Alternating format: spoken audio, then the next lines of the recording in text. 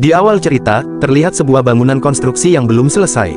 Debu dan cat masih berserakan, menandakan pekerjaan yang belum rampung. Di salah satu sudut, seorang pemuda bernama Tae Seok Rocky berdiri sambil menatap layar ponselnya. Wajahnya datar, tapi matanya menyimpan kekecewaan. "Apa aku ditolak lagi?" gumamnya pelan. Di layar ponsel, terlihat notifikasi penolakan lamaran kerja dari sebuah perusahaan. Belum sempat ia tenggelam lebih jauh dalam pikirannya, sebuah suara memanggil dari kejauhan. "Rocky, malas-malasan lagi ya kamu?" Ia menoleh. Cheol Sung berjalan mendekat dengan ekspresi curiga. "Pekerjaanku sudah selesai, Kak," jawab Tae Seok santai. "Ah, yang benar saja. Jangan bohong lagi." Namun kalimat Cheol Sung terhenti saat ia melihat dinding di belakang Tae Seok yang sudah dicat rapi. "Jadi benar sudah selesai." Tae Seok hanya tersenyum tipis. "Kau baru kerja setahun, tapi sudah selancar ini?" tanya Cheol Sung, heran. "Aku sudah kerja begini sejak lulus sekolah. Bukankah aku pernah bilang waktu pesta minum?" Cheol Sung mengernyit. "Ah, masa? Mungkin aku lagi ke toilet waktu itu." Tae Seok terkekeh kecil sambil kembali menaiki tangga dan melanjutkan pekerjaannya. "Bukan ke toilet, Kak. Kamu terlalu banyak minum sampai lupa. Dasar bocah kurang ajar," balas Cheol Sung kesal, tapi setengah bercanda. Tae Seok hanya tertawa ringan. "Kak, istirahat saja, biar aku yang selesaikan." Namun saat ia mulai menggerakkan kuasnya, tiba-tiba wajahnya menegang. Tangannya berhenti sesaat, rasa nyeri menjalar dari punggungnya. "Kenapa? Ada masalah?" tanya Cheol Sung. "Gak apa-apa, Gencana," jawabnya cepat. Dalam hati, ia bergumam. Apa efek obatnya sudah habis? Pikirannya melayang pada kondisi yang ia sembunyikan. "Lower back pain kronis, sejak aku memaksakan diri angkat panel berat itu, sudah 6 bulan. Sore harinya, suasana di lokasi mulai lengang. Seorang tim leader mendekati mereka. "Cheol Sung, kamu harusnya mencontoh Tae Seok." Cheol Sung langsung mengeluh, "Hah? Kenapa begitu, bos?" "Karena kamu membiarkan dia mengerjakan semuanya dengan baik hari ini. Cobalah sekali saja selesaikan tugas dengan benar, baru aku perhatikan kamu." Cheol Sung hanya bisa menjawab lemah, "Iya, bos." Tim leader lalu menoleh ke Tae Seok. "Punggungmu baik-baik saja?" "Iya, terima kasih," jawab Tae Seok sopan. "Masih ada rencana kembali ke pertukangan?" Tae Seok terdiam sejenak. "Sejujurnya, sekarang saja sudah cukup sulit." Tim leader mengangguk mengerti. Tak lama, ia mengumumkan, "Yang mau pulang silakan, yang mau minum, tetap di sini." Lalu ia bertanya, "Tae Seok, ikut minum?" Tae Seok menggeleng. "Saya harus ke rumah sakit. Obat saya habis." Di dalam taksi, Tae Seok menatap keluar jendela. Lampu kota berkelebat di matanya. "Aku bahkan tidak bisa bekerja tanpa painkiller. Aku hanya ingin pekerjaan stabil, tapi tidak ada satupun lamaran yang lolos." Malam itu, di rumah sakit, ia duduk di hadapan dokter. "Saya melamar kerja administrasi, karena saya tidak bisa kerja fisik lama," ujarnya pelan. Saat pemeriksaan, wajahnya langsung meringis kesakitan. Dokter kemudian menghela napas panjang. "Ada saraf yang menonjol di antara tulang keempat dan kelimamu. Ini serius. Kamu tidak boleh kerja fisik lagi." "Tapi, saya tidak bisa hidup tanpa pekerjaan ini," jawab Tae Seok lirih. Dokter menatapnya tajam. "Apa kamu mau berakhir seperti ayahmu?" Kalimat itu membuat Tae Seok terdiam. Dalam benaknya muncul kenangan pahit. Ayahnya meninggal 13 tahun lalu di lokasi konstruksi, akibat kecelakaan kerja. Perusahaan lepas tangan, pelaku menghilang, dan kompensasi yang tersisa hanya cukup untuk bertahan hidup. Itu bukan sekadar kehilangan, itu pertaruhan hidup dan mati. Dokter kembali berbicara, lebih tegas. "Painkiller hanya menahan rasa sakit, tidak menyembuhkan. Kalau ibumu tahu ini, bagaimana?" Tae Seok menunduk. "Tapi, pekerjaan lain tidak cukup membayar." Dokter menghela napas kesal. "Kalau kamu tetap keras kepala, jangan temui aku lagi." Ia lalu memanggil perawat. "Perawat Kim, keluarkan dia." Bahkan saat perawat ragu karena biaya belum dibayar, dokter tetap bersikeras. "Kami tidak butuh itu." Sebelum Tae Seok pergi, dokter berkata terakhir kali, "Jangan datang lagi kalau kamu tetap seperti ini." Tae Seok hanya bisa menunduk dalam-dalam. "Maafkan saya." Beberapa saat setelah Tae Seok meninggalkan ruangan, dokter itu terdiam sejenak. Tatapannya kosong, seolah memikirkan sesuatu yang jauh. Tanpa banyak bicara, ia mengambil ponselnya dan mentransfer uang sebesar 2 juta won ke sebuah rekening. Nama penerimanya, Kang Hai Jung. Ia menghela napas panjang. "Bu Hai Jung, kenapa kau harus bersama Hun Gon, sampai hidupmu jadi sekeras ini? Kau benar-benar orang yang keras kepala." Di sisi lain, Tae Seok sudah berada di ruang rawat ibunya. Ia duduk di samping ranjang, berusaha tersenyum. "Ma, sakitnya parah?" tanyanya pelan. Ibunya menggeleng lembut. "Tidak kok, tidak sesakit yang kau pikirkan." Lalu ia menatap Tae Seok dengan heran. "Bukankah kamu baru saja mengirim uang ke Mama?" Tae Seok langsung terdiam. "Uang?" Ibunya menunjukkan bukti transfer di ponsel. 2 juta won. Mata Tae Seok melebar. Siapa yang kirim ini? Manajer, tim leader, atau Han Wol? Ia menahan kebingungannya dan berusaha tetap tenang. Ah, iya, kerjaanku sekarang cukup baik, Ma, katanya, bahkan sampai mengenakan jas agar terlihat meyakinkan. Senior-senior juga memperhatikanku. Ibunya tersenyum hangat. Baguslah, anakku. Kamu kerja keras ya, Mama juga akan cepat sembuh. Tae Seok menatap ibunya dengan lembut. Ma, capek ya, istirahat saja. Ibunya mengangguk pelan. Tapi Mama juga merasa bersalah, kamu harus bolak-balik ke sini. Tidak apa-apa, aku temani Mama hari ini. Istirahat saja, nanti kita bicara lagi. Tak lama, suasana menjadi tenang. Tae Seok yang kelelahan akhirnya tertidur di samping ranjang. Ibunya perlahan bangkit sedikit, mengambil selimut, lalu menutup tubuh anaknya dengan hati-hati. Matanya memandang wajah Tae Seok yang tertidur. Dalam hatinya, ia berbisik, anakku yang bodoh dan polos. Bau ini, sama seperti ayahmu dulu. Bau kasar dari pekerja konstruksi. Dari sini aja aku tahu pekerjaanmu. Air matanya hampir jatuh. Jangan menanggung semuanya sendirian. Mama akan berusaha sembuh, demi kamu. Keesokan paginya, Tae Seok kembali ke lokasi konstruksi. Seorang manajer tua menyambutnya. Baru datang, Tae Seok. Selamat pagi, Pak, jawabnya sopan. Manajer lalu melirik Chelsung. Kamu ini, belum mandi ya? Chelsung hanya nyengir. Maaf, Pak, kebanyakan minum semalam. Besok mandi dulu sebelum kerja. Dan hati-hati, jangan buat masalah dengan pegawai Elsung Group. Baik, Pak. Lalu manajer menoleh ke Tae Seok. Buatkan kopi, tanpa gula. Siap, Pak. Sambil bekerja, manajer bertanya. Punggungmu bagaimana sekarang? Masih sama, tidak lebih baik, tidak juga lebih buruk. Manajer mendengus kecil. Kita kekurangan tukang. Tidak bisa tetap di posisi itu saja. Tae Seok menggeleng pelan. Sepertinya sulit untuk saya kerja fisik lagi. Manajer langsung kesal. Kau bilang keluargamu susah, kan? Dengan gaji kecil begitu cukup. Jadi tukang bisa dapat lebih. Tae Seok tersenyum kecil, pahit. Saya juga mau, Pak, tapi punggung saya tidak kuat. Dasar, licik, gerutu manajer. Tae Seok hanya tertawa ringan. Namun dalam hatinya ia berpikir, bukan manajer, kerja keras saja tidak cukup membuat orang membantu kita diam-diam. Ia kembali teringat uang itu. Tanpa ragu, ia langsung menelpon satu nama, Hanwol Paman. Terima kasih, Paman. Hah, suara di seberang terdengar bingung. Ini Tae Seok, uang itu, dari Paman, kan?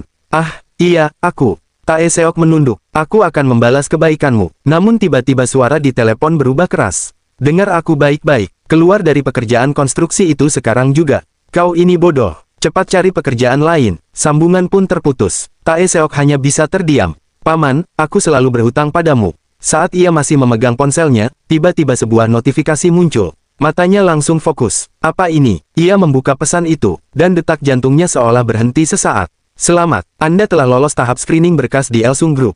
Matanya membesar. Setelah 200 kali mencoba, akhirnya tangannya sedikit gemetar. Harapan yang hampir padam, kini menyala kembali. Namun, tiba-tiba, sebuah layar asing muncul di hadapannya. Seperti sistem digital yang tidak seharusnya ada. Tae Seok terkejut. Hah, layar itu menampilkan satu kalimat. Harapan Anda menjadi kenyataan. Tae Seok menatap layar aneh yang melayang di hadapannya. Apa ini? Harapanku menjadi kenyataan. Dengan ragu, ia mengulurkan tangan, mencoba menyentuhnya. Namun, tangannya menembus begitu saja, seolah layar itu tidak nyata. Kenapa tidak hilang? Apa aku gila? Jantungnya mulai berdegup lebih cepat. Tiba-tiba, layar itu kembali menampilkan tulisan. Anda mendapatkan akses tutorial untuk menjadi bagian dari karyawan Elsung Group. Apakah Anda ingin menjalankan tutorial? Tutorial, gumamnya pelan. Kepalanya penuh tanda tanya. Ini lelucon. Atau, aku benar-benar sudah kehilangan akal. Untuk memastikan, ia menoleh ke salah satu rekan kerjanya yang sedang merokok. Permisi, Pak. Pria itu menoleh santai. Kenapa? Mau rokok? Bukan, saya cuma mau tanya, saya ini tidak gila, kan? Pria itu langsung mengernyit. Apa Bapak bisa lihat, tulisan yang ada di depan saya ini? Suasana langsung jadi canggung. Pria itu menatapnya aneh. Kamu mabuk ya siang-siang begini? Berhenti ngelantur. Pergi sana. Tae Seok langsung menunduk. Maaf. Ia berjalan menjauh dengan langkah cepat. Seperti dugaanku, tidak ada yang bisa melihatnya. Kalau orang lain bisa lihat, pasti mereka juga panik. Ia masuk ke kamar mandi, berdiri di depan cermin. Matanya menatap dirinya sendiri. Namun, tulisan itu tidak muncul di cermin. Kenapa? Ia menggertakkan gigi. Aku tidak tahu ini mimpi, atau aku benar-benar mulai gila. Ia menarik napas dalam. Elsung Group, itu impianku. Tapi, tutorial, ini seperti di game. Ia menutup mata sejenak. Baiklah, gumamnya. Kalau ini benar, aku akan coba. Begitu ia memilih, sistem langsung merespon. Meninggalkan quest di tengah jalan selama periode 1 tahun akan mengakibatkan hilangnya ingatan sejak awal quest.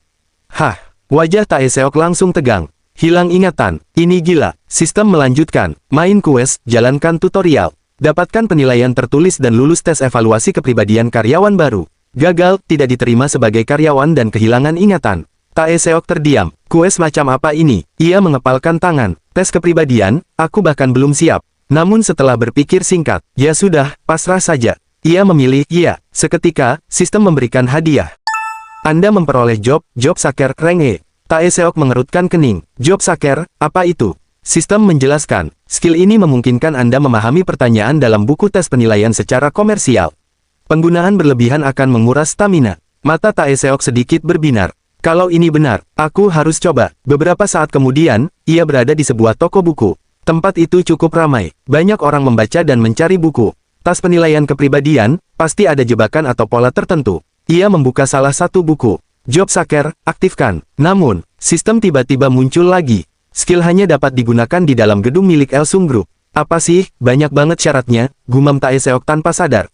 Beberapa orang langsung menoleh ke arahnya dengan heran. Ia buru-buru diam. Akhirnya, ia memutuskan membeli semua buku tes yang ada. Dalam hatinya ia berkata, kalau tidak bisa pakai skill di sini, aku harus cari cara lain. Malam itu, ia kembali ke tempat proyek. Ia membuka satu persatu buku. Dan pada beberapa soal tertentu, ia melihat sesuatu yang berbeda. Beberapa pertanyaan bersinar hijau, matanya langsung fokus. Ini, pasti petunjuk dari skill itu. Ia segera mengembalikan buku yang tidak berguna, dan menyisakan yang penting. Malam itu, ia tidak tidur. Ia mengerjakan soal, menghafal pola, memahami setiap pertanyaan. Dengan punggung yang masih sakit, dan mata yang hampir tertutup ia tetap bertahan. Beberapa hari kemudian, tibalah hari yang ditunggu-tunggu. Hari ujian. Di dalam kamar kecilnya, Tae Seok berdiri di depan lemari, menatap isi pakaian yang terbatas. Wajahnya terlihat bingung. Pakai apa? Tiba-tiba, sistem muncul. Pakaian formal yang rapi sangat direkomendasikan. Tae Seok terdiam sejenak. Lalu ia menarik napas panjang, mengambil jas yang jarang ia pakai. Ia berdiri di depan cermin, menatap dirinya.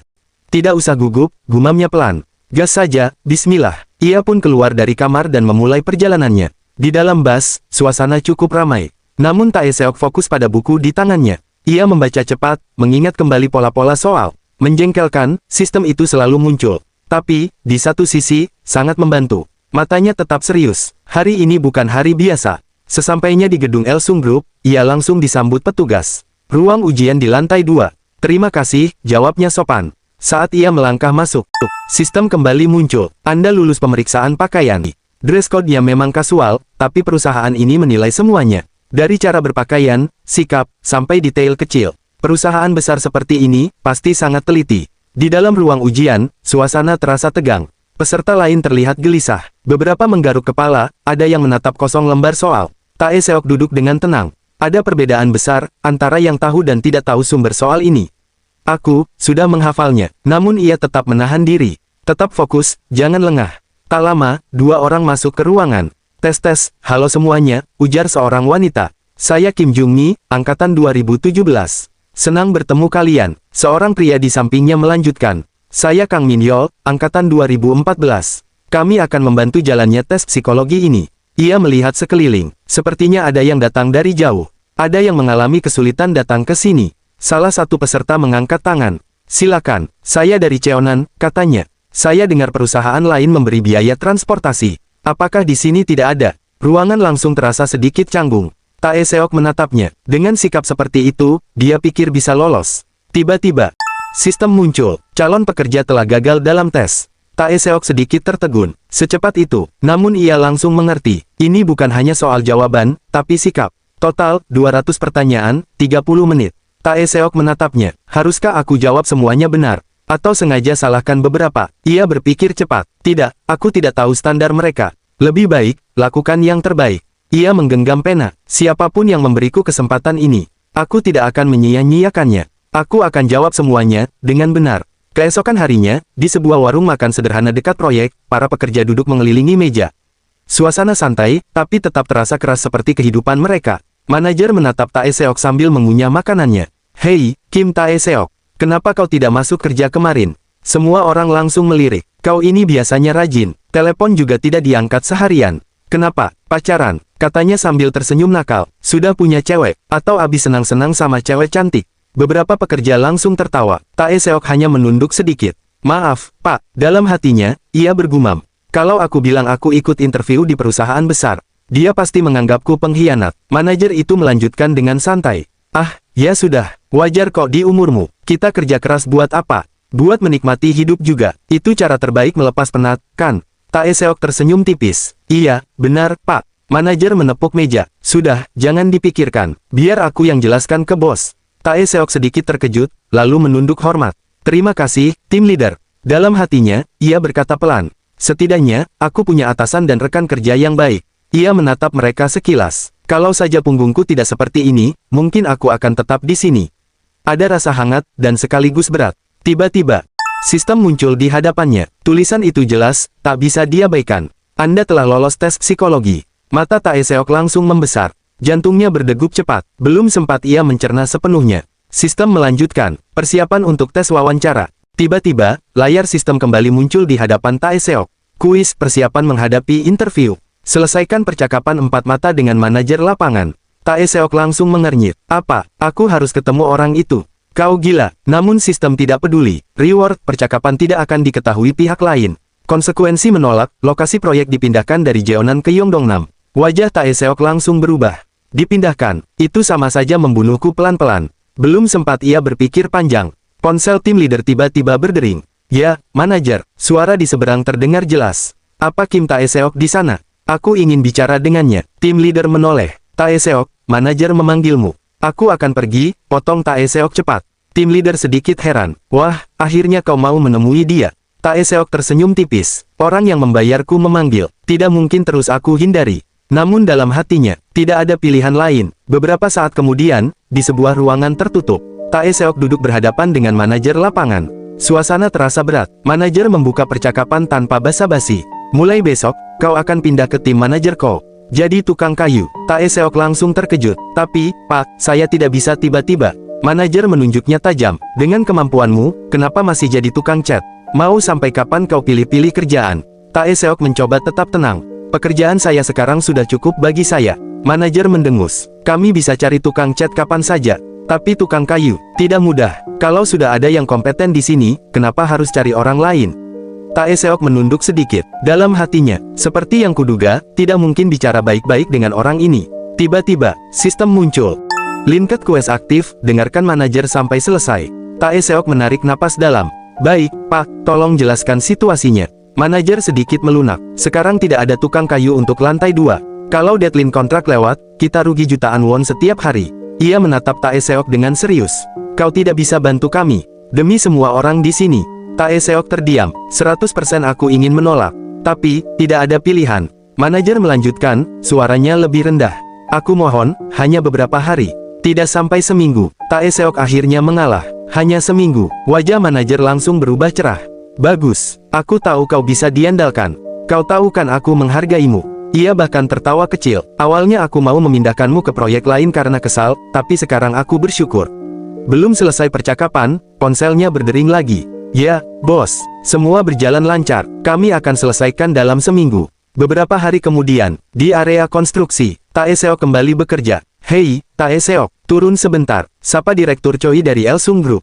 Tae Seok langsung turun. Ia berdiri tegak, lalu membungkuk sopan. Saya Kim Tae Seok, senang bertemu Anda. Seorang pria parubaya menjabat tangannya. Aku Choi Ki-dong, terima kasih atas kerja kerasmu.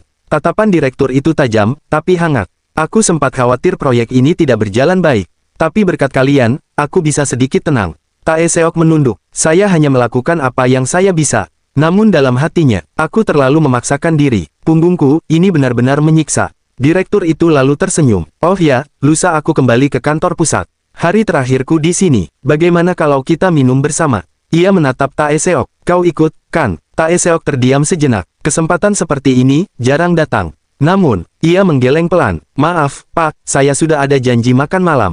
Di balik penolakan itu, ada sesuatu yang lebih besar sedang ia kejar. Interview, langkah menuju hidup yang berbeda. Malam itu, Tae Seok kembali ke klinik pamannya. Ia duduk di kursi pemeriksaan, wajahnya menahan sakit. Pamannya menekan bagian punggungnya, cukup keras. Kau ini goblok, tolol. Bentaknya, sudah kubilang jangan memaksakan punggungmu. Paman, pelan-pelan, Tae Seok meringis. Pelan apanya? Balas pamannya kesal. Kau mau hidup dengan punggung seperti ini selamanya? Aku bilang pelan, gumam Tae Seok, hampir tidak kuat menahan nyeri. Punya saraf kejepit itu bukan main-main. Pamannya menghela napas panjang, menyerah. Sudah, naik ke lantai 2. Terapi fisik dulu sebelum pulang. Tae Seok hanya mengangguk. Dalam hatinya, interview sudah dekat. Aku harus bertahan, sedikit lagi. Keesokan harinya, hari interview. Ruangan terasa dingin, rapi, dan penuh tekanan. Tae Seok berdiri di depan meja pewawancara. Halo, nama saya Kim Tae Seok. Namun begitu ia mengangkat kepala, matanya langsung membesar. Orang itu, salah satu pewawancara menatapnya. Bukankah ini pertama kali kita bertemu? Katanya tenang, silakan duduk. 3 pewawancara, suasana formal, tekanan terasa nyata. Baik, mari kita mulai dari Tuan Kim Tae Seok. Sebentar, potong salah satu pewawancara lain. Saya duluan. Ah, baik, senior. Ia lalu memanggil pelamar lain. Tuan Kang Minwo, silakan berdiri. Pelamar itu terlihat gugup. Pewawancara menatap dari atas ke bawah. Celana hitam, kaos kaki putih. Menurut Anda, bagaimana penampilan ini? Pelamar itu terbata-bata. Itu, sepertinya tidak cocok. Kalau tahu tidak cocok, kenapa tetap dipakai? Tanya pewawancara tajam. Apa yang Anda rasakan sekarang? Pelamar itu panik. Saya tidak tahu. Pewawancara menatap dingin. Jadi Anda tidak memahami perasaan Anda sendiri. Bagaimana Anda bisa mengontrol diri jika perasaan saja tidak Anda pahami? Pelamar itu terdiam, tidak mampu menjawab. Dalam hatinya ia bergejolak. Tahan, ini pasti ujian kesabaran. Namun tetap saja, ia gagal merespon dengan baik. Silakan duduk. Pelamar berikutnya dipanggil, Nona Kang Haijin. Namun hasilnya tidak jauh berbeda. Gugup, tertekan, tidak mampu menjawab dengan jelas. Tae Seok memperhatikan semuanya dengan tajam. Dalam hatinya ia bergumam, Direktur Choi, dia sengaja mengubah urutan ini. Bukan hanya untuk menilai mereka, tapi untuk menguji mental orang berikutnya.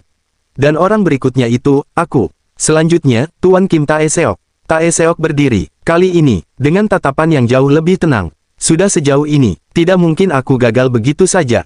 Ia melangkah maju, punggungnya masih terasa nyeri, tapi wajahnya tidak menunjukkan sedikit pun kelemahan. Ya, suaranya tegas. Di dalam dirinya, bukan hanya seorang pekerja konstruksi, tapi seseorang yang sedang mempertaruhkan hidupnya. Pewawancara menatap berkas di tangannya, lalu mengangkat kepala. Lulusan dari mana, Tuan Kim Tae Seok? Tae Seok menjawab tenang, saya memperoleh gelar melalui sistem akademik kredit bank. Jadi, Anda tidak pernah kuliah? Tanya pewawancara itu lagi. Benar, suasana sedikit hening. Tidak ada hal lain yang ingin Anda tambahkan. Tae Seok menarik napas dalam. Dalam hatinya, kalau aku mundur sekarang, semuanya selesai. Aku harus jujur, aku harus membuat mereka mengerti hidupku. Ia pun mulai menceritakan semuanya.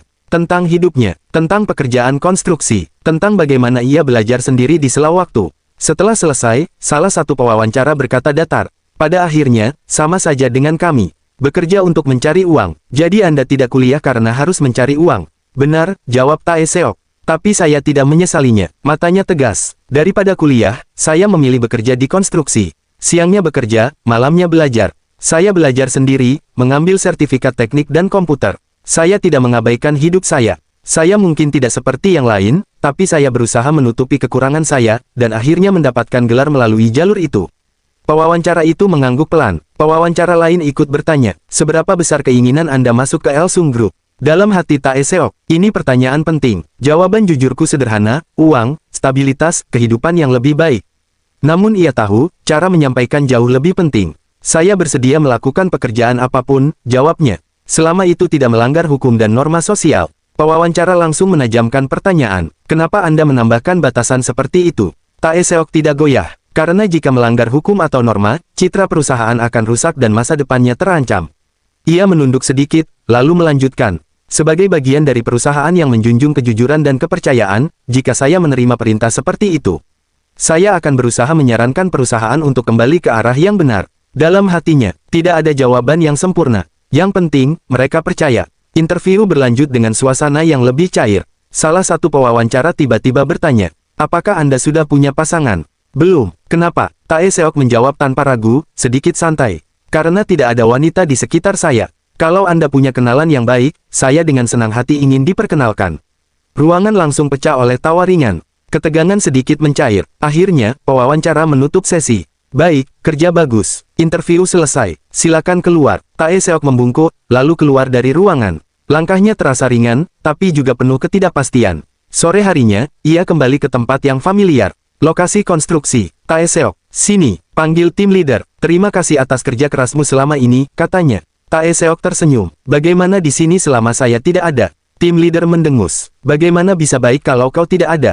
Kau pasti tahu sendiri siapa yang bikin masalah. Tae Seok hanya tersenyum dalam hati. Pasti Cholsung lagi. Tiba-tiba tim leader berkata, malam ini kita makan bersama. Kau ikut. Tim leader Go juga mengajak saya makan, jawab Tae Seok.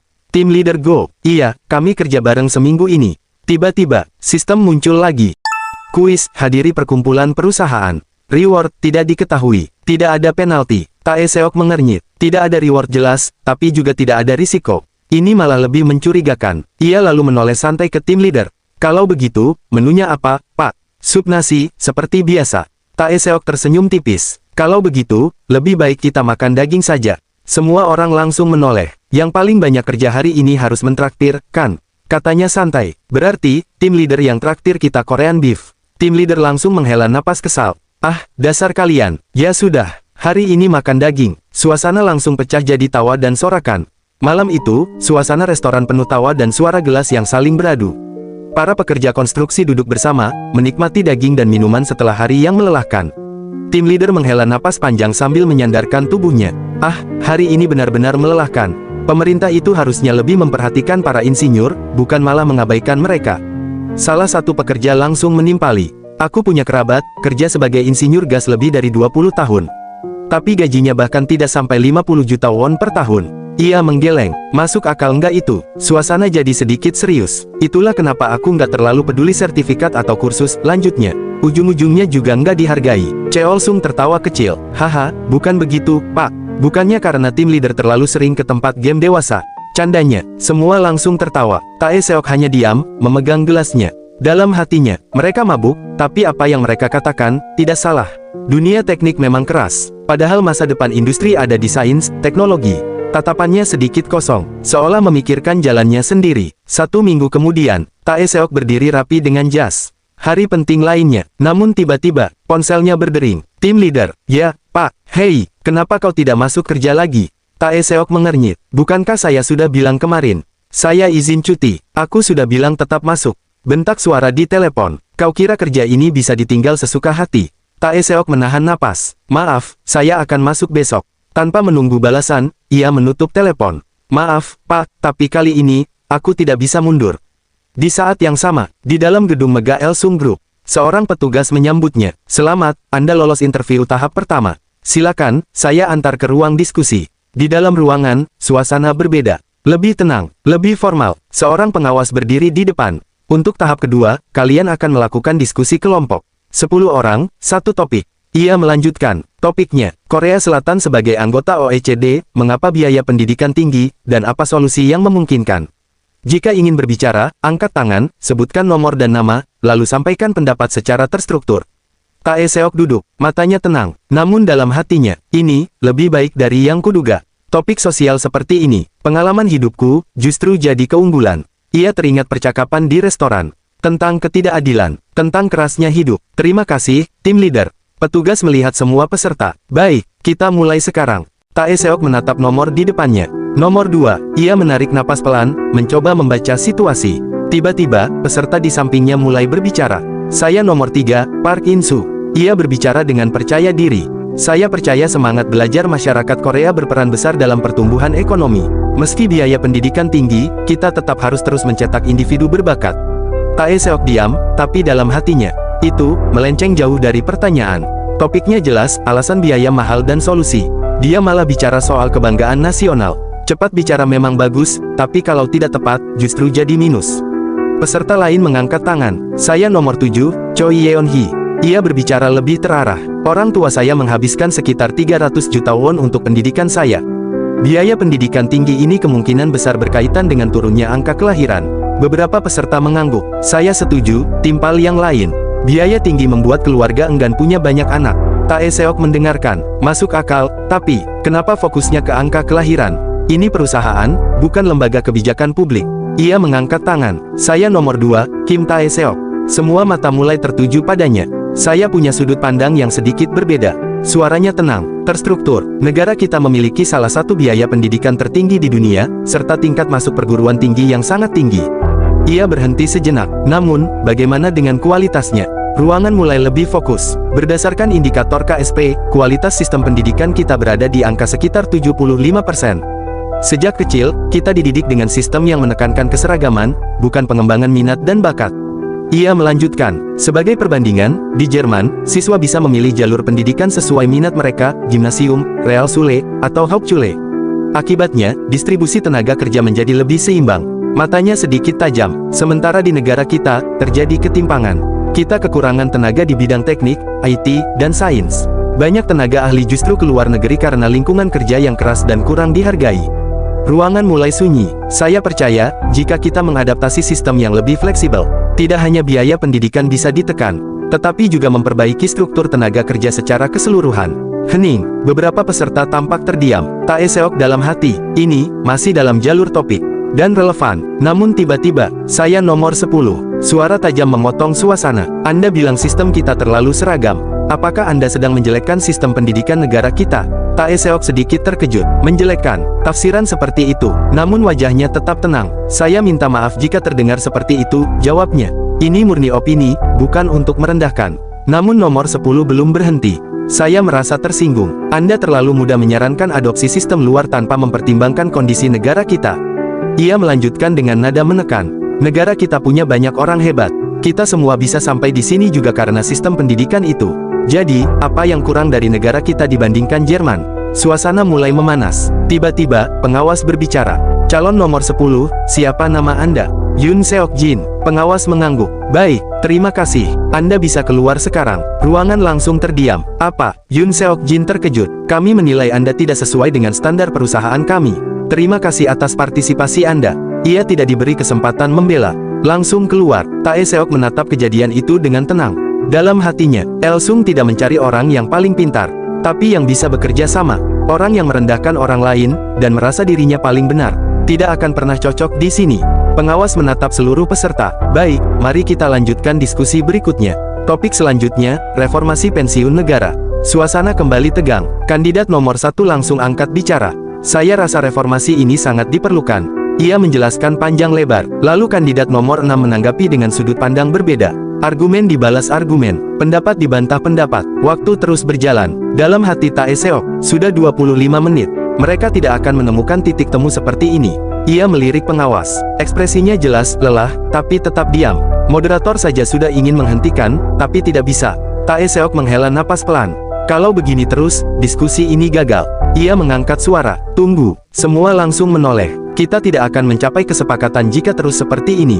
Nada suaranya tenang, tapi tegas. Jika dirangkum, ada 2 poin utama. Ia menunjuk secara sistematis. Kandidat nomor 1 berpendapat bahwa pensiun negara dan pensiun pekerja harus diintegrasikan. Kandidat nomor 6 berpendapat bahwa kekurangan dana bisa ditutupi melalui dana swasta atau produk keuangan. Ia berhenti sejenak. Kita dengarkan satu pendapat lagi, lalu kita simpulkan melalui voting mayoritas. Ruangan hening. Lalu ia menoleh. Nomor 8, silakan. Pengawas memperhatikan dari kejauhan. Dalam hatinya, dia mengambil keputusan sendiri. Bukan untuk mendominasi, tapi untuk menyelesaikan kebuntuan. Peran penengah. Ini tipe orang yang kami butuhkan. Diskusi berjalan lebih cepat, lebih terarah. Akhirnya, pengawas berdiri. Terima kasih semuanya. Kalian boleh keluar sekarang. Ia melihat satu nama. Lingkaran kecil dibuat di kertasnya. Kim Tae Seok, lolos, untuk saat ini. Di luar ruangan, seorang kandidat tampak kesal. Saya rasa ini tidak adil. Kenapa saya gagal? Tae Seok melihatnya sekilas. Dalam hatinya, dia tidak bisa menerima. Tiba-tiba, skill aktif. Job seeker. Tae Seok sedikit terkejut. Hah, penglihatannya berubah. Beberapa orang terlihat dengan warna berbeda. Merah, oranye, hijau. Ia menatap satu persatu. Apa ini? Ia mencoba berkedip beberapa kali. Dan, aktif kembali. Jadi, ini bisa dikontrol. Ia mulai menganalisis, bukan berdasarkan usia. Lalu, apa? Tatapannya berhenti pada pengawas. Hijau, sementara beberapa peserta lain. Merah, agresif, bermasalah, tidak cocok. Ia menyipitkan mata. Skill ini, bukan cuma untuk soal. Ini untuk membaca manusia. Beberapa saat kemudian, kembali ke dunia lamanya. Area konstruksi. Tae Seok menatap ponselnya. Sebuah notifikasi muncul. Anda lolos interview diskusi kelompok. Final interview, besok pukul 15. Ia terdiam, lalu, tersenyum tipis. Sudah sejauh ini, tak pernah kubayangkan, aku bisa sampai di tahap ini. Namun ia segera menenangkan diri. Jangan terlalu berharap, fokus saja. Langkah terakhir, adalah yang paling menentukan. Di area konstruksi, Tae Seok melihat Cheol-sung yang sedang mengecat dengan gerakan ragu. Bang Cheol-sung, panggilnya. Tidak apa-apa kalau pertama kali roll dilapisi cat agak banyak. Nanti malah lebih cepat, benarkah? Tanya Cheol-sung. Iya, Cheol Sung langsung mencobanya. Namun, tunggu, belum sempat selesai bicara. Chat langsung jatuh dari atas, tepat ke kepala Tae Seok. Semua langsung terdiam sesaat. Tae Seok, kau tidak apa-apa. Panik Cheol Sung. Tae Seok mengusap wajahnya yang penuh cat, lalu tertawa kecil. Haha, tidak apa-apa, tenang saja. Dalam hatinya, meminta maaf juga tidak akan mengubah apa-apa. Cheol Sung masih terlihat bersalah. Aku benar-benar minta maaf, aku sudah mencoba hati-hati. Tidak apa, jawab Tae Seok. Aku bersihkan dulu, nanti kembali lagi. Saat berjalan pergi, ia bertemu tim leader. Kau kenapa itu? Tanya tim leader, melihat kepalanya. Kecelakaan kecil saja, saya mau pulang untuk mandi. Tim leader menggeleng. Rumahmu jauh, kan? Mandi saja di sauna lantai 1. Katanya baru buka. Tidak apa, nanti karyawan lain komplain. Malah mereka yang suruh. Biar pekerja juga bisa bersih setelah kerja. Tae Seok mengangguk. Baik, terima kasih, Pak. Di dalam sauna, suasana hangat dan tenang. Tae Seok melepas pakaian kerjanya, lalu mulai membersihkan diri. Saat itu, seorang pria tua di sebelahnya berbicara. Kau kerja di sini? Iya, proyek konstruksi, jawab Tae Seok. Oh, pasti melelahkan, kata pria itu sambil menatapnya. Kau kelihatan tidak sehat. Tidak apa-apa kok, balas Tae Seok. Anda pemilik tempat ini. Pria tua itu tersenyum kecil. Bukan, anggap saja aku kerja di sini. Wah, keren, tempatnya bagus, kata Tae Seok. Gajinya besar, lumayan, tapi tidak sampai bikin iri, jawabnya santai. Tae Seok tersenyum. Kalau begitu, tetap semangat bekerja. Pria tua itu tertawa. Hahaha, harusnya aku yang bilang begitu ke kamu, anak muda. Tak lama, pria tua itu masuk ke dalam bak air panas. Namun, beberapa detik berlalu, belum muncul. Tae Seok mulai gelisah. Kakek, jantungnya berdebar. Tiba-tiba, pria tua itu muncul lagi sambil tertawa. Apa, kau kira aku mati? Tae Seok langsung menghela napas lega. Bukan begitu, Anda benar-benar membuat saya kaget. Pria tua itu tersenyum tipis. Kadang, aku merasa sial. Sial, tanya Tae Seok. Ya, katanya santai. Kadang semuanya terasa berat, tapi setelah berendam, berkeringat. Rasanya seperti hidup mulai jalan lagi. Tae Seok terdiam sejenak. Dalam hatinya, mungkin benar. Kalau tidak merasakan sendiri, kita tidak akan mengerti. Ia menatap pria itu. Anda terlihat punya etos kerja yang kuat, dan sehat juga. Tentu, jawab pria itu mantap. Kalau mau hidup lama, olahraga dan jaga hidup. Sesederhana itu. Tae Seok mengangguk. Iya, benar. Ia berdiri, bersiap pergi. Saya harus kembali bekerja. Lalu ia sedikit membungkuk. Semoga usaha Anda berjalan baik. Semoga Anda selalu sehat. Pria tua itu tersenyum hangat. Terima kasih, semoga jalanmu juga lancar, anak muda. Setelah Tae Seok keluar dari sauna, pintu kembali terbuka.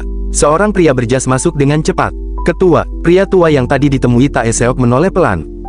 Pria itu berkata dengan hormat. Waktu kita tinggal 40 menit sebelum upacara dimulai. Apakah kita berangkat sekarang? Pria tua itu berdiri perlahan. Sekarang saja. Lalu ia bergumam pelan, seolah berbicara pada dirinya sendiri. Kutukan Ketua Kim Chang-mo. Setiap kali sebuah bangunan selesai dibangun, jika aku tidak berendam di dalamnya, akan terjadi kecelakaan dalam waktu 1 tahun. Ia menatap air di bak. Tahun ini, seharusnya baik-baik saja, kan? Keesokan harinya, Tae Seok sudah mengenakan jas rapi. Hari penentuan telah tiba. Tiba-tiba, sistem muncul di hadapannya. Anda hanya perlu datang, maka Anda akan lolos. Tae Seok mengernyit. Apa maksudnya ini? Hanya datang. Sejak kapan sistem jadi seperti ini? Percayalah padaku. Tae Seok menghela napas pelan. Tidak, aku tidak bisa hanya mengandalkan ini. Malam itu, ia tetap mempersiapkan diri. Menghafal berita terkini, ekonomi, dan informasi tentang Elsung Group, masa lalu dan masa kini. Beberapa saat kemudian, ia tiba di tempat wawancara. Selamat siang, nama saya Kim Tae Seok. Senang bisa berada di sini hari ini.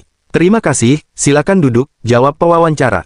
Dalam hati, sistem bilang tidak perlu khawatir. Tapi ini bukan sesuatu yang bisa kuanggap enteng.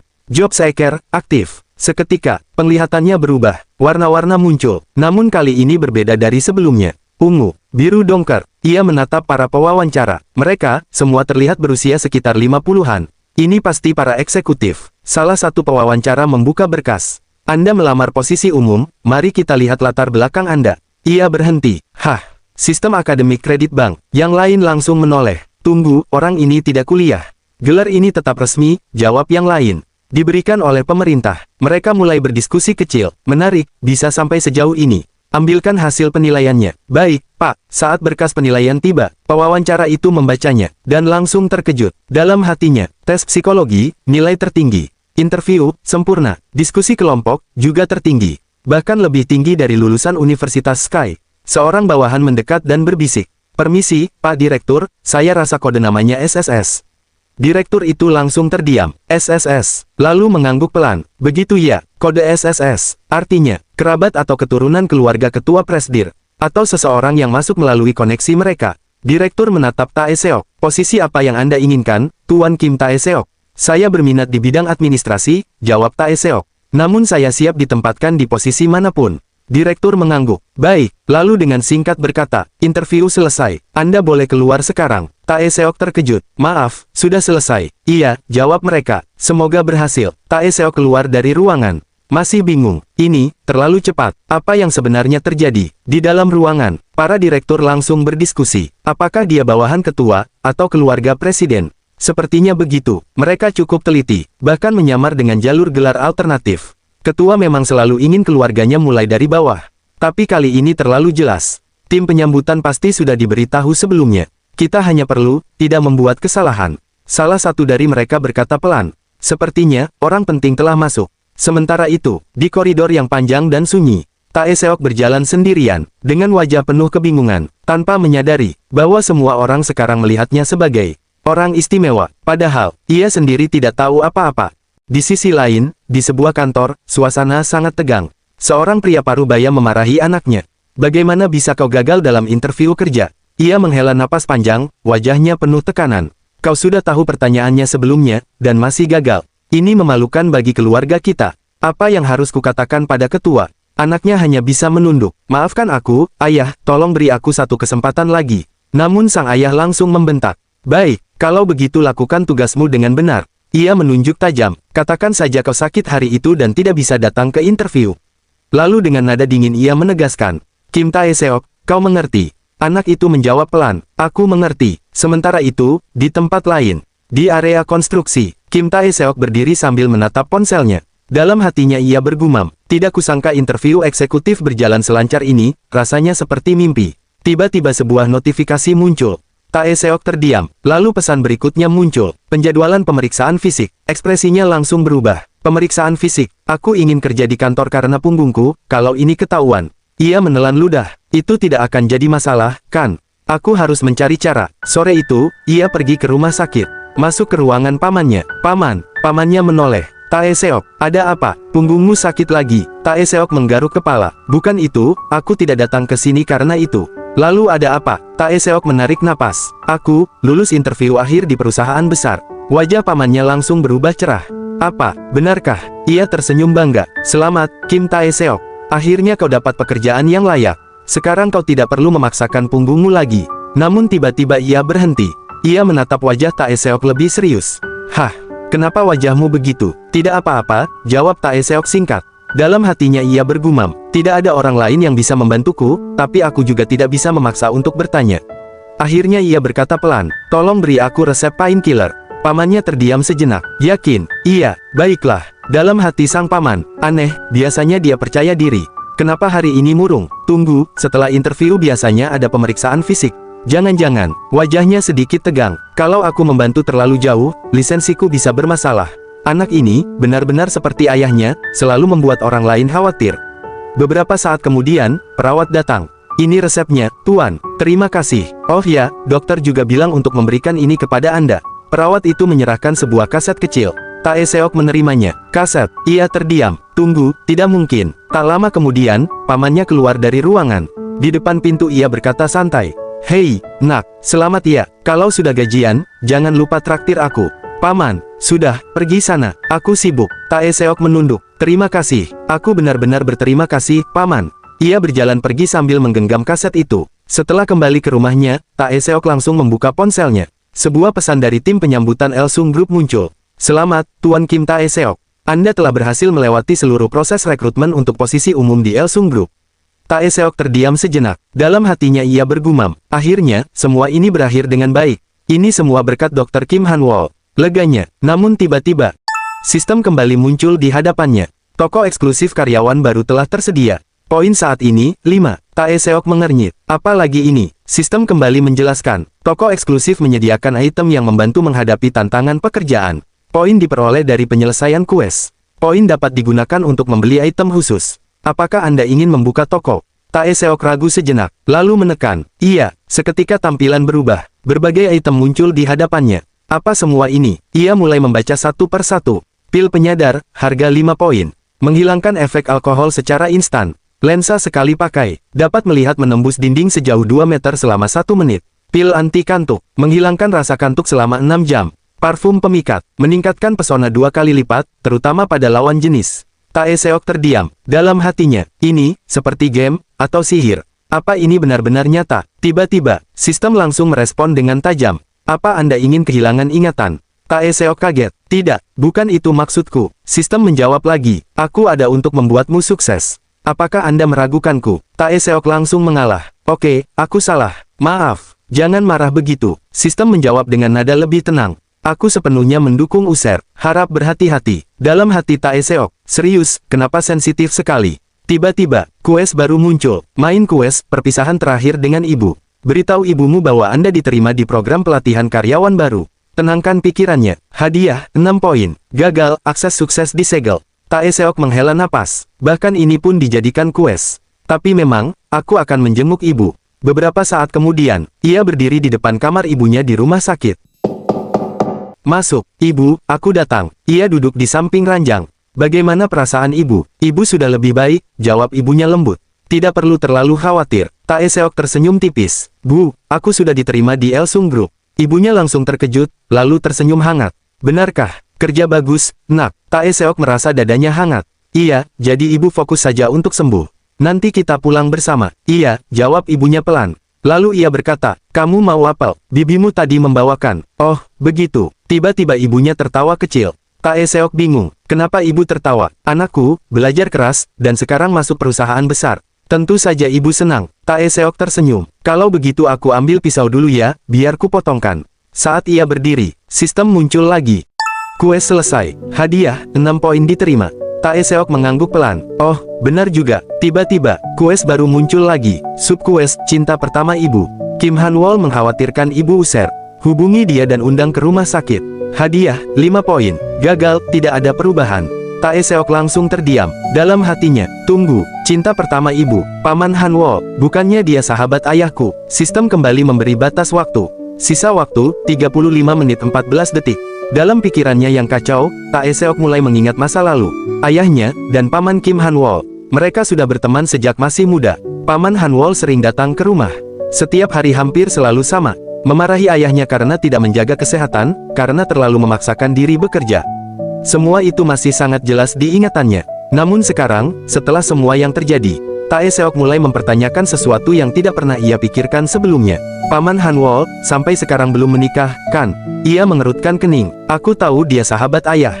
Tapi, kenapa dia disebut sebagai cinta pertama ibu? Apa itu benar? Sungguh. Tiba-tiba, sistem menjawab seolah membaca pikirannya. Aku tidak bisa berbohong. Tae Seok semakin gelisah. Kenapa kau memberiku teka-teki seperti ini? Sistem kembali berkata, semua ini demi kesuksesan User Kim Tae Seok.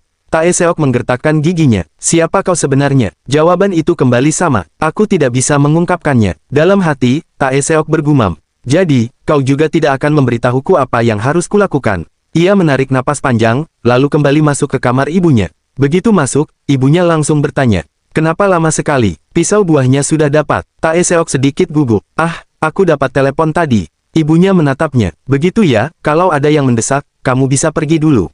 Tidak apa-apa, Bu. Ia berhenti sejenak, lalu dengan hati-hati bertanya, Bu, ibu ingat Paman Kim Han-wol? Ibunya mengulang pelan, Kim Han-wol. Saat nama itu disebut, Tae Seok merasakan sesuatu yang berbeda. Ekspresi ibunya, nada suaranya, tidak sama seperti biasanya. Dalam hatinya, ini, sama seperti waktu ayah meninggal. Ada sesuatu di sini. Tae Seok berdiri. Aku harus menelepon sebentar. Aku akan segera kembali. Ia keluar dari ruangan tanpa menunggu jawaban. Di lorong rumah sakit, ia langsung menelpon. Beberapa detik kemudian, telepon tersambung. Ya, Tae Seok, aku juga baru saja ingin meneleponmu. Bagaimana pekerjaanmu? Tae Seok menarik napas. Paman, ada apa? Apa tidak berjalan lancar? Tae Seok tidak berputar-putar lagi. Paman, apa kau masih menyukai ibuku? Hening, di seberang sana, suara panik langsung terdengar. Apa? Kenapa kau tiba-tiba? Apa maksudmu? Apa terjadi sesuatu pada Hejung? Suaranya semakin tegang. Kau di mana? Di rumah sakit. Kau di rumah sakit, kan? Ada apa ini? Tanpa menjelaskan apapun, Tae Seok hanya berkata singkat. Rumah Sakit Umum Korea, kamar 403, tolong cepat ke sini, Tae Seok. Hei, namun panggilan sudah terputus. Sistem kembali muncul, Anda telah membuat pilihan yang tepat. Tae Seok menatap kosong ke depan. Siapa kau sebenarnya? Namun jawabannya tetap sama, aku tidak bisa mengungkapkannya. Dalam hati, ia menghela napas. Pada akhirnya, aku tetap tidak mendapatkan jawaban. Belum sampai 15 menit. Dari ujung lorong, seseorang berlari. Tae Seok menoleh. Itu Paman Hanwol, masih mengenakan jas putihnya. Napasku tersengal, seolah dia datang ke sini tanpa berpikir, hanya berlari secepat mungkin. Tae Seok hanya bisa diam melihatnya.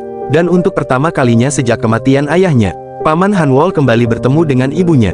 Pintu kamar tertutup. Tae Seok berdiri di luar. Dalam diam, ia mencoba menenangkan dirinya, menahan emosinya, berpikir dengan logika. Kalau kupikir dengan tenang, itu tidak mungkin benar. Tidak mungkin, kan? Tapi, bagaimana kalau itu benar? Pertanyaan itu terus berputar di kepalanya. Tiba-tiba, ia berbicara pada sistem. Dengan suara pelan, tapi pasti. Ayah, ia menelan ludah. Kau, ayah, kan? Dalam hatinya, cara dia membantuku, cara dia berbicara, cara dia memaksaku, semuanya terasa terlalu familiar. Sistem menjawab seperti biasa, aku tidak bisa menjawab pertanyaan itu. Namun kali ini, Tae Seok tidak goyah. Ia justru mengangguk pelan. Aku benar, kan? Tidak perlu menjawab. Sistem kembali mengulang. Aku tidak bisa menjawab pertanyaan itu. Namun bagi Tae Seok, jawaban itu sudah cukup.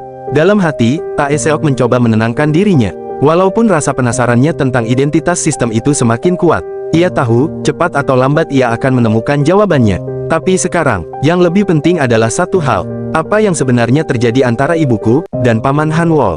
Perlahan, ia mendekat ke pintu kamar dan mengintip dari kaca kecil di sana. Dalam hatinya ia bergumam, aku tidak tahu apa yang mereka bicarakan. Tapi, pemandangan di depannya membuatnya terdiam.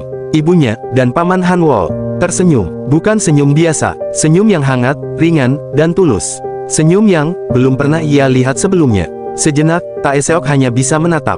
Beberapa saat kemudian, pintu terbuka. Pamannya keluar. Tae Seok, kau sudah datang. Tae Seok berdiri tegak. Paman sudah datang. Pamannya menatapnya tajam. Kau, mendengarkan dari luar. Tae Seok menggeleng. Tidak, aku baru saja sampai. Pamannya menghela napas kecil. Aku tadi, mungkin terlalu bersemangat. Maafkan aku. Tae Seok tersenyum tipis. Tidak apa-apa, Paman. Pamannya mengangguk. Bagaimanapun, terima kasih sudah meneleponku. Aku akan pergi dulu. Namun sebelum ia benar-benar pergi, Tae Seok memanggilnya, Paman Hanwol. Langkah pamannya terhenti. Tae Seok menatapnya lurus. Paman, apa paman masih menyukai ibuku? Suasana langsung hening. Pamannya tidak langsung menjawab. Beberapa detik berlalu. Akhirnya ia berkata pelan, aku tidak tahu. Jawaban itu jujur, tapi berat. Tae Seok menarik napas. Paman, 3 hari lagi aku akan masuk pusat pelatihan. Bibiku memang kadang datang, tapi ia menatap pamannya lebih dalam. Tolong, selalu ada untuk ibuku. Pamannya terdiam. Tae Seok melanjutkan, jika alasan paman mengirim uang biaya rumah sakit, dan memberiku dokumen untuk pemeriksaan, bukan hanya karena paman adalah sahabat ayah, tapi karena perasaan paman pada ibuku. Tolong, jaga dia. Suara Tae Seok sedikit melemah. Aku, sendiri juga tidak tahu perasaanku sekarang. Ia menunduk sebentar, lalu berkata tegas. Tapi saat ini, hanya paman yang bisa kupercayakan untuk ibuku. Pamannya menatapnya lama. Tae Seok, ia menghela napas dalam. Aku mengerti maksudmu. Aku akan memikirkannya setelah pulang. Itu bukan pertanyaan yang mudah untuk dijawab. Tae Seok mengangguk. Oke, hati-hati di jalan, Paman. Pamannya pergi. Dalam hati, Tae Seok bergumam. 3 hari lagi, sebelum aku masuk pusat pelatihan. Waktu terasa berjalan begitu cepat. Keesokan paginya, di lokasi konstruksi, ia mendekati tim leader. Tim leader, namun sebelum ia selesai bicara, tim leader lebih dulu berbicara. Mulai besok kita pindah ke proyek pabrik kedua. Lalu ia menatap Tae Seok. Ada apa? Kalau kau mau izin, jangan harap aku mengizinkannya. Tuan Kim sudah libur akhir pekan. Kita tidak bisa kehilangan orang lagi. Tae Seok menarik napas. Tim leader, saya mendapat pekerjaan di kantor. Saya harus berhenti dari pekerjaan konstruksi. Tim leader langsung mendengus. Pekerjaan berkerah putih, hah?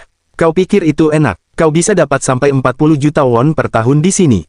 Namun Tae Seok tetap tenang. Saya minta maaf karena tidak memberitahu sebelumnya. Saya diterima sebagai karyawan di Elsung Group. Seketika, tim leader membeku. Apa? Elsung Group? Tae Seok tidak menjelaskan lebih jauh.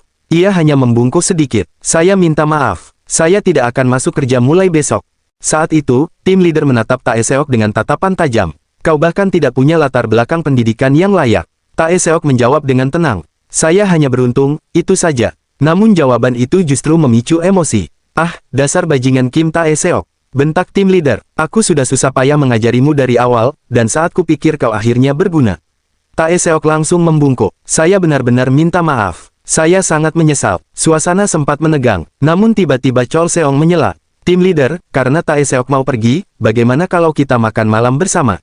Tim leader mendengus. "Apa, makan malam? Di saat kondisi lagi kacau begini, kau malah mikir makan?" Seorang pekerja lain ikut berbicara. "Tim leader, saya sudah bilang ke istri saya akan pulang larut. Ayo kita makan sup penghilang rasa sakit saja. Ayolah, jangan begitu. Hidup kita ini dari hari ke hari." Setidaknya Tae-seok pamit baik-baik sebelum pergi. Namun akhirnya tim leader menghela napas panjang. "Sudahlah, ayo kita pergi makan malam." Tae-seok terkejut. "Tim leader, aku melakukan ini bukan karena aku menyukaimu," kata tim leader dingin. "Nanti aku akan tetap menghina kamu, jadi siap-siap saja." Dalam hati, Tae-seok tersenyum tipis. Dia bilang begitu, tapi tetap peduli sampai akhir. Beberapa saat kemudian, mereka sudah berkumpul di restoran. Tim leader menatap Tae-seok. "Kau pasti akan kesulitan di sana. Jangan remehkan pekerjaan kantoran." Tae-seok mengangguk. "Ya, saya sudah menyiapkan diri untuk kemungkinan terburuk." Tim leader langsung membalas. "Persiapan saja tidak cukup. Mereka itu lulusan universitas elit. Kau pikir mereka akan diam saja setelah tahu kau lulusan sistem kredit akademik?" Tae-seok menjawab dengan jujur. "Saya tahu, tapi tetap saja, saya harus menghadapinya." Tim leader terdiam, lalu berkata lebih pelan. "Kau bisa kembali kapan saja kalau tidak berjalan baik. Kita bisa kosongkan posisimu, atau buatkan lagi kalau sudah penuh." Tae-seok sedikit terharu. "Terima kasih, tim leader." Tiba-tiba, salah satu pekerja mengeluarkan amplop dari sakunya. "Kalau kau bilang dari awal, aku pasti menyiapkan sesuatu yang lebih baik." Ia meletakkan amplop itu di meja. Tae-seok terkejut. "Apa ini?" "Ambillah," kata pria itu. "Tidak apa menerima dari orang yang lebih tua. Memang tidak banyak, tapi belilah sepatu Oxford." Tae-seok langsung mengangkat tangan. "Tidak perlu, Pak, saya tidak bisa menerimanya." Namun tiba-tiba Jong Sung dengan cepat mengambil amplop itu. "Kalau begitu, aku saja yang ambil." "Terima kasih, Pak Kim." Pak Kim langsung marah. "Kenapa kau yang ambil?" Jong Sung santai. "Aku juga mau beli sepatu." "Kau tidak butuh sepatu," bentak Pak Kim. "Kembalikan, itu untuk Tae-seok." Ia menatap Tae-seok. "Terimalah, kalau tidak, aku benar-benar marah." Tae-seok akhirnya menyerah. "Baiklah." Dalam hati, ia bergumam. "Ini hanya makan malam sederhana. Tapi, aku bisa merasakan kehangatan mereka. Kasih sayang, yang mungkin tidak pernah mereka ucapkan langsung." Malam itu, Tae-seok mengucapkan perpisahan kepada rekan-rekannya, kepada tempat yang telah menempanya, kepada kehidupan lamanya. Ia mendoakan mereka dalam diam. Dan akhirnya, hari yang ia tunggu pun tiba. Hari pertama, sebagai karyawan Elsung Group. Pagi itu, Tae-seok membawa kopernya menuju bus yang telah disiapkan oleh pihak perusahaan. Ia berdiri di depan petugas. "Halo, saya Kim Tae-seok." Petugas itu melihat daftar nama di tangannya, lalu mengangguk. "Kim Tae-seok, silakan naik bus pertama." "Baik, terima kasih." Namun saat Tae-seok hendak melangkah, petugas itu kembali memanggilnya. "Ah, tunggu sebentar. Anda lahir tahun 1992. Tidak. Kalau begitu, 1994. "Ya, benar." Petugas itu langsung mengoreksi. "Kalau begitu silakan naik bus ketiga, dan masukkan barang bawaanmu ke kompartemen kargo." "Baik." Tae-seok berjalan menuju bus yang dimaksud. Dalam hatinya ia bergumam, "Sepertinya, ada orang lain dengan nama yang sama denganku." Nama yang umum memang. Tak lama kemudian, semua peserta sudah berkumpul. Petugas mengumumkan, "Sekarang, kita akan berangkat menuju pusat pelatihan karyawan baru Elsung Group." Tae-seok duduk di kursinya. Jantungnya mulai berdetak lebih cepat. "Wow, aku benar-benar sudah sampai sejauh ini. Aku benar-benar jadi karyawan sekarang." Tiba-tiba ponselnya bergetar. Pesan masuk dari Paman Hanwol. "Jangan khawatir tentang ibumu. Fokuslah melakukan yang terbaik." Tae-seok menatap layar itu beberapa detik. Dalam hatinya, "Paman." Ia lalu membalas singkat, "Ya, aku akan kembali." Di dalam bus, seorang pria berdiri di depan. "Selamat pagi semuanya. Aku Kim Min Seong, asisten manajer tim penjualan 3 di Elsung Life Cabang Yong. Hari ini aku akan menjadi pemandu untuk bus 3. Mari kita saling mengenal." "Baik, Pak," jawab para peserta serempak. Ia melanjutkan, "Aku akan bertindak sebagai senior kalian selama 4 minggu pelatihan. Departemen kalian nanti belum ditentukan, kan?" Semua peserta saling melirik, bingung. Asisten manajer itu tersenyum kecil. "Sepertinya aku bertanya sesuatu yang sudah jelas. Apakah ada yang sudah tahu ingin masuk ke departemen mana?" Hening, tidak ada yang menjawab. Ia kembali berbicara, "Pelatihan ini adalah bagian paling penting dari proses rekrutmen di Elsung Group. Disinilah perusahaan akan menilai kalian, dan menentukan kalian cocok di mana. Aku sendiri juga melalui proses ini. Setelah pelatihan, aku ditempatkan di departemen penjualan, dan itu jadi bidang yang paling kupercaya. Tiba-tiba, seseorang mengangkat tangan. Saya punya pertanyaan, bagaimana kalau kita ditempatkan di departemen yang tidak kita inginkan? Asisten manajer itu mengangguk. Pertanyaan bagus. Pertama, usahakan hasil terbaik selama pelatihan. Karena 10% peserta teratas akan bisa memilih departemen sendiri. Sedangkan 90% sisanya, akan ditempatkan sesuai keputusan perusahaan. Suasana langsung berubah tegang. Ia melanjutkan, namun, meskipun kalian bisa memilih, belum tentu itu cocok untuk kalian. Kalau ternyata tidak cocok, kalian bisa mengajukan pindah departemen setelah 1 tahun. Tapi, ia berhenti sejenak. Aku tidak terlalu menyarankan itu. Kalau permohonan kalian ditolak, tim yang sudah bekerja dengan kalian selama setahun mungkin tidak akan memperlakukan kalian seperti sebelumnya. Tae Seok menunduk sedikit. Dalam hatinya ia bergumam, dia benar, bukan cuma soal kerja, tapi juga soal hubungan dengan tim. Kalau sampai jadi, tim VS aku, itu sudah selesai. Aku harus bisa beradaptasi, tidak boleh jadi orang yang bikin masalah. Namun pikirannya tiba-tiba beralih ke satu hal yang lebih serius. Pinggangku, kalau mereka tahu aku butuh operasi, bagaimana kalau aku disuruh berhenti dulu? Kalau itu terjadi, aku harus mengulang semuanya dari awal. Tangannya sedikit mengepal. Tidak, aku tidak boleh sampai di titik itu. Ia menatap ke depan, matanya kembali tegas. Aku harus fokus, aku harus bertahan, dan aku harus melakukan yang terbaik. Beberapa saat kemudian, Tae Seok bergumam bahwa semuanya terasa baru dan asing, namun justru dari situ muncul rasa antisipasi akan masa depan yang penuh harapan. Di hadapannya terpampang sebuah baliho besar di atas gerbang masuk Elsung Group Training Center. Asisten manajer turun dari bus dan berkata, apa semuanya sudah turun? Sekarang kita akan membawa barang-barang pribadi. Silakan ambil satu persatu seragam olahraga yang sesuai dengan ukuran badan kalian dan beri nama. Mereka pun mulai mengantri dan mengambil pakaian masing-masing. Seorang petugas berkata kepada Tae Seok, Pak Kim Tae Seok, Anda di lantai 3, kamar B13. Silakan naik, ganti pakaian olahraga Anda, lalu ikuti pengumuman berikutnya.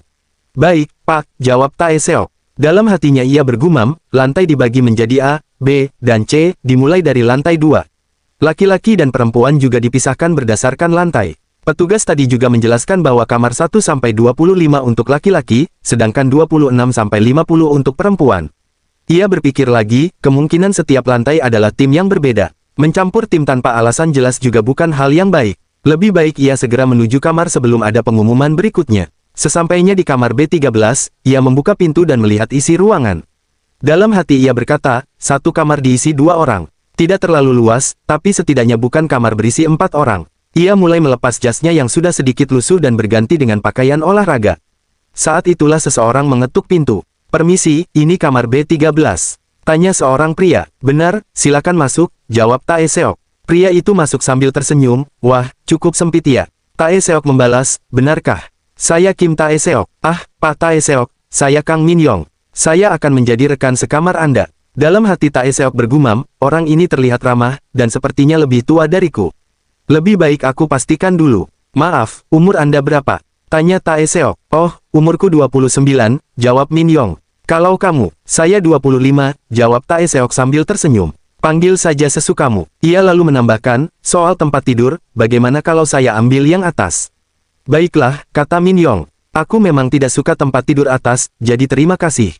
Pak Tae Seok ternyata perhatian juga. Tae Seok tertawa kecil. Ah, tidak usah begitu. Mohon kerjasamanya selama 4 minggu ke depan. Min Yong lalu bertanya lagi, ngomong-ngomong, kamu masih 25 tapi sudah masuk perusahaan. Kamu lulus kuliah 3 tahun. Tae Seok menjawab santai, aku dapat gelar lewat sistem kredit, dan pengalaman militer juga membantu. Jadi aku bisa lulus lebih cepat dibanding yang lain. Di dalam hati, ia mulai merasa bahwa awal dari perjalanan barunya benar-benar telah dimulai. Tiba-tiba, dari speaker kecil di dalam kamar terdengar pengumuman, meminta seluruh peserta pelatihan untuk berkumpul di lapangan kosong di depan gedung utama dalam waktu 10 menit. Min Yong menghela napas kecil. Ah, rasanya seperti kembali ke militer, iya. Tae Seok mengangguk. Iya, kurasa begitu. Ayo kita berangkat sebelum terlambat. Dalam hati, Tae Seok bergumam bahwa panggilan pertama ini tidak terlalu buruk. Tak lama kemudian, sekitar 260 peserta dengan seragam olahraga berkumpul untuk pemeriksaan kehadiran dan kemudian diarahkan ke auditorium.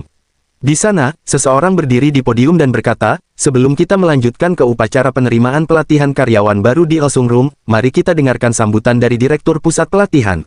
Seorang pria tua berkacamata dan berjas maju ke depan. Selamat pagi, para peserta menjawab, selamat pagi. Pria itu mengerutkan kening. Saya tidak bisa mendengar kalian. Apakah segitu saja semangat calon karyawan Elsong Group? Selamat pagi. Kali ini mereka menjawab dengan suara lantang, selamat pagi. Pria itu tersenyum puas. Saya adalah Yeon Sungmo, mantan Direktur Eksekutif Unit Bisnis Inti Elektronik Elsong hingga tahun lalu. Saat ini saya bergabung dengan Pusat Pelatihan Grup. Senang bertemu dengan kalian semua. Ia melanjutkan dengan suara tegas namun tenang, menjelaskan bahwa Elsong Group kini merupakan salah satu dari 5 perusahaan terbesar di Korea, tetapi dahulu tidak demikian. Pada tahun 1960-an, mereka harus pergi ke Jepang untuk mengimpor teknologi. Apakah kalian tahu siapa yang pertama kali membuat kulkas di negara ini? Tanyanya. Seseorang mengangkat tangan dan menjawab, Elsong Elektronik. Benar, kata direktur itu. Butuh 4 tahun untuk membuat kulkas pertama. Banyak kegagalan di sepanjang jalan. Tapi sekarang, bukankah kulkas ada di setiap rumah? Para peserta mendengarkan dengan serius. Direktur itu kemudian berbicara tentang sejarah, perkembangan, dan visi masa depan perusahaan.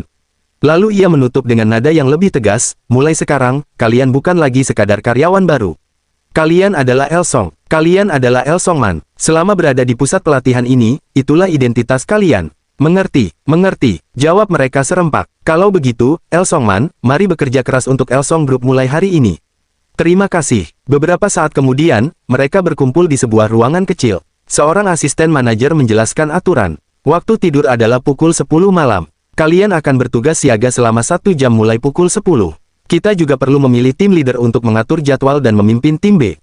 Ia lalu berkata, silakan angkat tangan bagi yang ingin menjadi sukarelawan. Tanpa ragu, Tae Seok mengangkat tangannya. Beberapa orang lain ikut mengangkat tangan. Dalam hati, Tae Seok menghitung, ada sekitar 5 atau 6 orang yang maju. Namun ia sedikit terkejut ketika melihat Min Yong, teman sekamarnya, juga mengangkat tangan.